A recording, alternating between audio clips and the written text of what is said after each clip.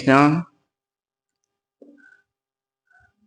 আজকে আমাদের টপিকস আলোচনার বিষয়বস্তু হচ্ছে ভারতবর্ষ আধ্যাত্মিক জগতের রাষ্ট্রপুঞ্জ হোক। এই মহান প্রত্যাশায় আজকে আমাদের আলোচনা। ওম অজ্ঞানতিমিরন্ধস্য জ্ঞানাঞ্জনশলাকয়া চক্ষুর্মিলিতং যেন তস্मै শ্রী গুরুবে নমঃ। হরের নাম নামৈব কেবলম কলৌ নাস্তেব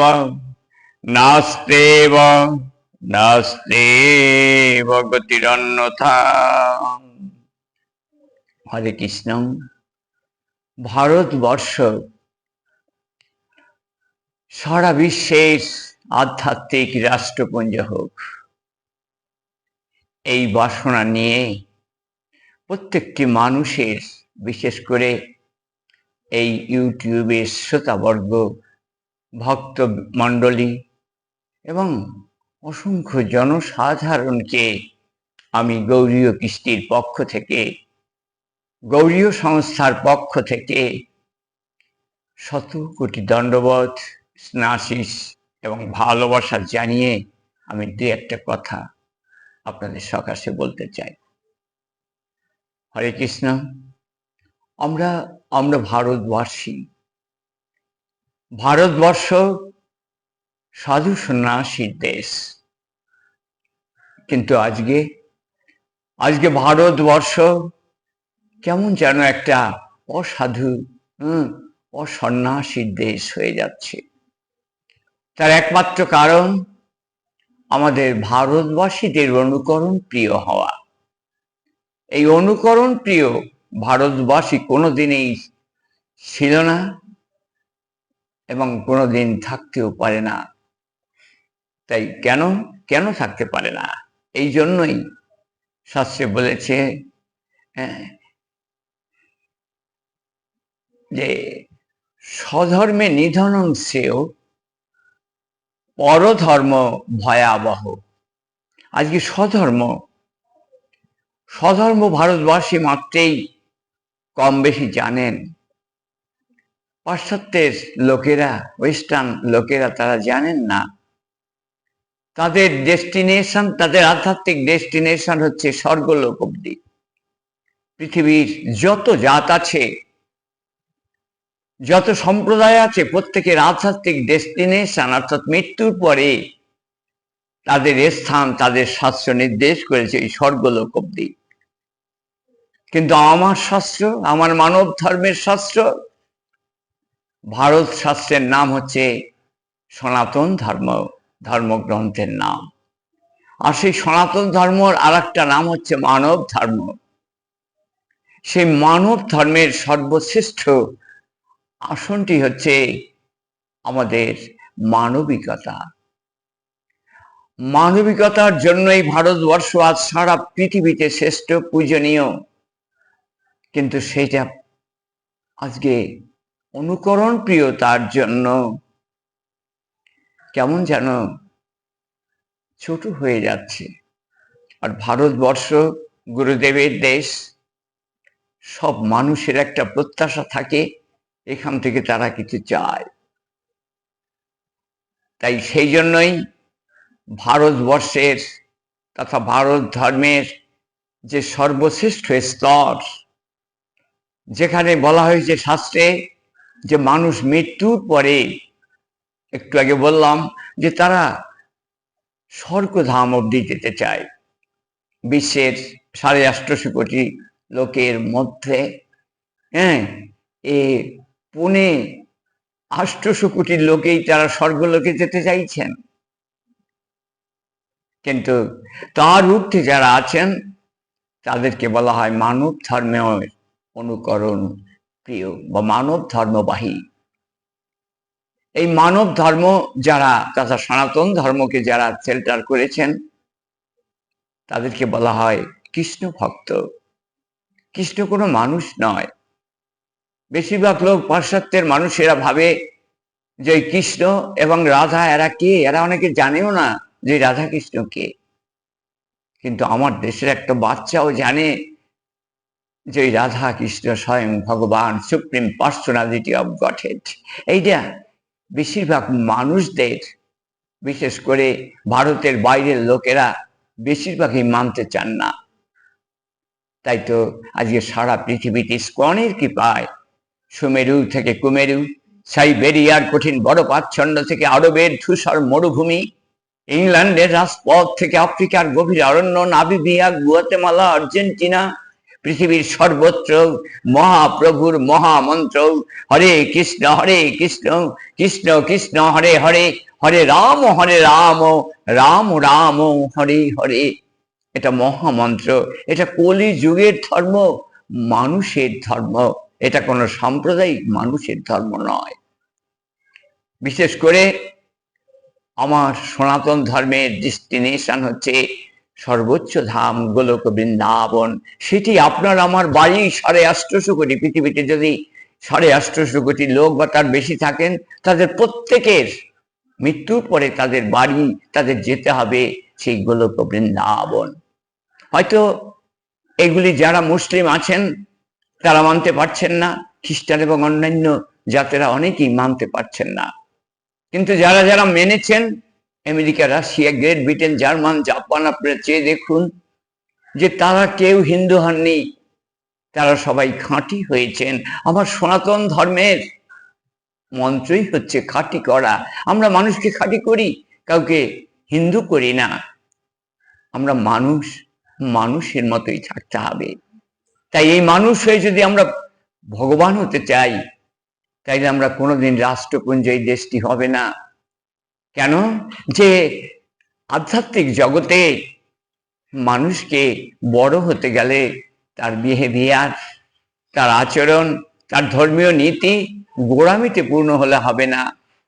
যে ধর্মগুলি জাত ধর্মের নামে পালন করে, ইসলাম ধর্ম, মুসলিম বলে আমরা মুসলিম, আমরা আমাদের ধর্মের নাম হচ্ছে ইসলাম ধর্ম, আমরা ইসলাম ধর্মের প্রচার করি।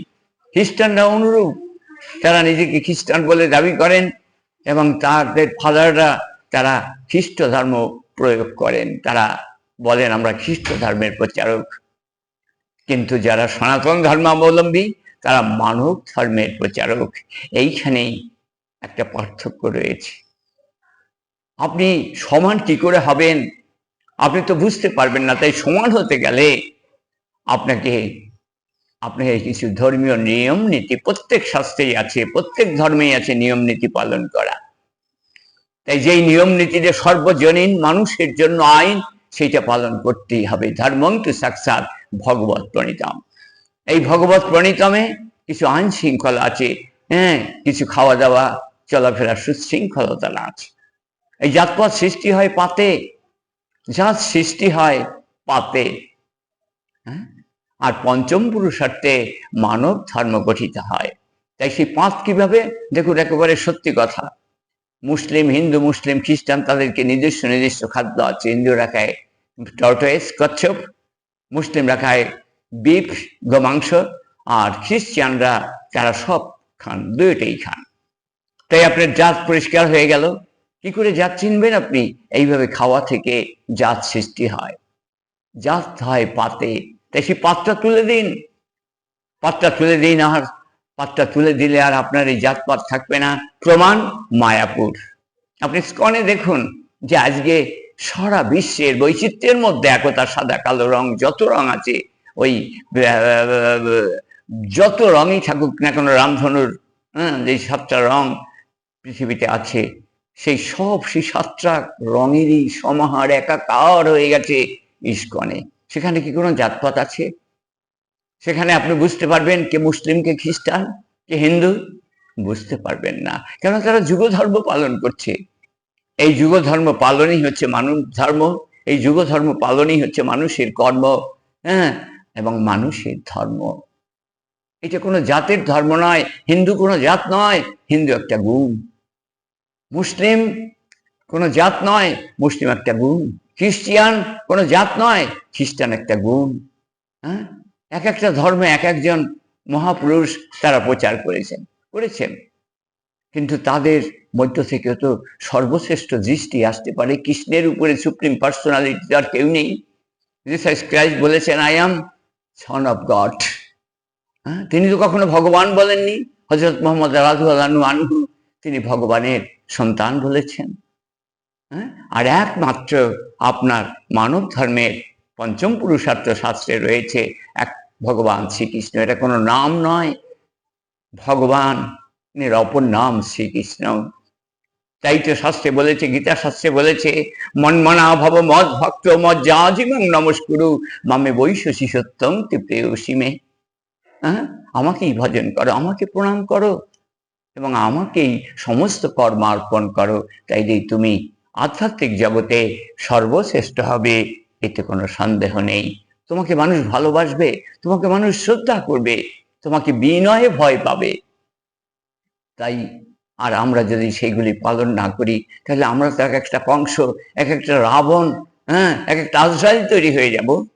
কিন্তু সেটা তো ভালো নয় বন্ধুগণ, মানুষের জন্য বড় বিপদ। আজকে বিজ্ঞানের প্রগতি হয়েছে, কিন্তু আমরা তো সবাই জানি যে ইলেকট্রন, প্রোটন, নিউট্রন বোমা তৈরি হয়ে গেছে, যাই সারা পৃথিবীতে বহু ডজন বার ধ্বংস করে দিতে পারে। তাই একমাত্র কৃষ্ণ ভক্ত প্রয়োজন, কৃষ্ণ ভক্ত দরকার। কৃষ্ণ ভক্ত ছাড়া এই বিশ্ব বাঁচবে না। কেননা যেভাবে জাতপাতের নামে, সাম্প্রদায়িকতার নামে এক দেশ থেকে আর এক দেশ যেভাবে যুদ্ধ বিগ্রহ চলছে, তাতে পতন অনস্বীকার্য। প্রত্যেকটা দেশের পতন হবে, কেননা তারা আধ্যাত্মিকতার বাইন্ডিংসে নেই। বেশিরভাগ লোকেই যা খুশি তাই করে, আর মনে মনে সে সুপ্রিম পার্সোনালিটি ভাবে যে আমি বড়, আমি এই রাজ্যের বড়, এই গ্রামের বড়, ইত্যাদি ইত্যাদি। তাই সেই জন্যই আমাদের সবচেয়ে যদি বড় হতে হয়, তাহলে ছোট হতে হবে। তাই আমার ভারতবর্ষ চিরদিনই সহিষ্ণুর দেশ, কিন্তু তাই বলে তারা ভীরুর দেশ নয়, দুর্বলের দেশ নয়। ভারতবর্ষ সঠিক দেশ, ভারতবর্ষ সঠিক শক্তিতে বলিয়ান, আধ্যাত্মিকতায় বলিয়ান। জড় দেহের বলিয়ানে হলে তাকে অসুর বলে, আর আধ্যাত্মিক বল যদি থাকে তাহলে সে হয় সর্বশ্রেষ্ঠ সাধু। তাই আমাদের হরে কৃষ্ণ নাম করতে হবে। আমরা যেন কখনই মনে করি না যে সবকিছু আমি করছি, ভগবান কি আমাকে খাওয়াবে পড়াবে? হ্যাঁ, ভগবান কিন্তু আমাকে খাওয়াচ্ছে। অর্জুন মিশ্র তার প্রমাণ একটা গল্প বলছি, আপনারা সবাই শুনুন। অর্জুন মিশ্র একজন বড় ব্রাহ্মণ পণ্ডিত ছিলেন। অর্জুন মিশ্র পুরীধামে তার বাড়ি ছিলেন। গরিব মানুষ, ভিক্ষাবৃত্তি করে তিনি চলতেন। তাই তিনি কি করতেন, তাকে গীতা পান্ডা বলা হতো। সেই গীতা পান্ডা 18 অধ্যায় গীতা পড়তেন প্রত্যেক দিন। একবার একটা গীতায় উনি পড়ছেন, অনন্য চিন্তায়ন্ত মাং যে জন পর্যুপাসতে তিসাং নিত্যাভিযুক্তানাং যোগক্ষেমং বহম বহম। অর্থাৎ যেই লোকটি সর্বদা ভগবান শ্রীকৃষ্ণের সেবায় নিত্য যুক্ত থাকেন নির্মৎসর ভাবে, ভগবান তার সমস্ত অভাব অনটন পূর্ণ করেন। শুধু তাই নয়, তিনি আগামী দিনে কি খাবেন, কি সঞ্চয় করার জন্য ভগবান সেটা তাকে সাপ্লাই দিয়ে রাখে, তার যাতে কোনো রকম কোনো অভাব না হয়। এই হচ্ছে ভগবানের কৃপা। শুদ্ধ ভক্ত সেটা একমাত্র বুঝতে পারেন। তাই সে অর্জুন মিশ্র এইভাবে শাস্ত্র পড়তেন, আর শাস্ত্র পড়ে তিনি মানুষকে শিক্ষা দিতেন। কিন্তু উনি গরিব মানুষ ছিলেন। একবার পুরী ধামে 7 দিন বৃষ্টি হচ্ছে, বৃষ্টিতে উনি ভিক্ষায় বেরোতে পারছেন না। এদিকে তন্ডুল নাস্তি, তখন নিজের স্ত্রী, তাদের 3টা সন্তান, তাদের খুব কষ্ট হচ্ছে, আর খেতে পারছে না। বাচ্চাদের মিথ্যা ভুলভাল বুঝিয়ে তাদেরকে দিন আতিপাত করতে হচ্ছে। তাই সেই জন্যই তিনি কি করলেন, তিনি একবার জোর করে ওনার স্ত্রী ওনাকে ভিক্ষায় পাঠালেন, আর বললেন যে তুমি এক্ষুনি ভিক্ষায় যাও, নইলে আমার সংসার শেষ হয়ে যাবে, দয়া করে তুমি ভিক্ষায় যাও। এবং যখন ওইখানে ওনাকে তখন ক্ষুধা পেটে তো আর ধর্ম হয় না, তাই যে ভক্ত তার কখনো ক্ষুধা থাকে না, অর্জুন নিশ্চয়ই দেখুন তার প্রমাণ। যখন তার স্ত্রী বুঝতে পারলেন না, তখন উনি কি করলেন, ওনার স্ত্রী রাগ হয়ে ওই যে অনন্য চিন্তায়ন্ত মাং যেই শ্লোকটি উনি বলছিলেন সেই শ্লোকটি কেটে দিলেন। আর তারপরে ওনাকে জোর করে ঘর থেকে বের করে দিলেন, যাও ভিক্ষা করতে যাও। কিন্তু ভগবানের কি নিষ্ঠুর পরিহাস, একটা লোকও তাকে ভিক্ষা দিল না। তখন দুইটা বাচ্চা ছেলে, একটা দুগ্ধ ধবল আর একজন কৃষ্ণ বর্ণ, তারা ইয়া বড় বড় ধামা ভর্তি করে মাথায় করে সেই ভক্তের বাড়ি নিয়ে এসেছে। নিয়ে এসে বলছে, ও ব্রাহ্মণী, ব্রাহ্মণী তুমি আছো? ব্রাহ্মণী ঘুমিয়ে পড়েছিলেন। ডাক শুনে, অত মিষ্টি মধুর কণ্ঠের ডাক শুনে ওনার আত্মা স্বাভাবিকভাবে লাফিয়ে উঠলো। লাফিয়ে উঠে দরজা খুলে দিলেন, দেখলেন কি অপূর্ব দুইটি সন্তান। বললেন, তোমরা কে বাবা? বলছে, দেখো তোমার ব্রাহ্মণ কার কাছ থেকে যেন এনে আমাদের এই মাথায় চাপিয়ে দিয়েছে। এই নাও, এখানেও সব কিছু রয়েছে, খাদ্যশস্য সব আছে।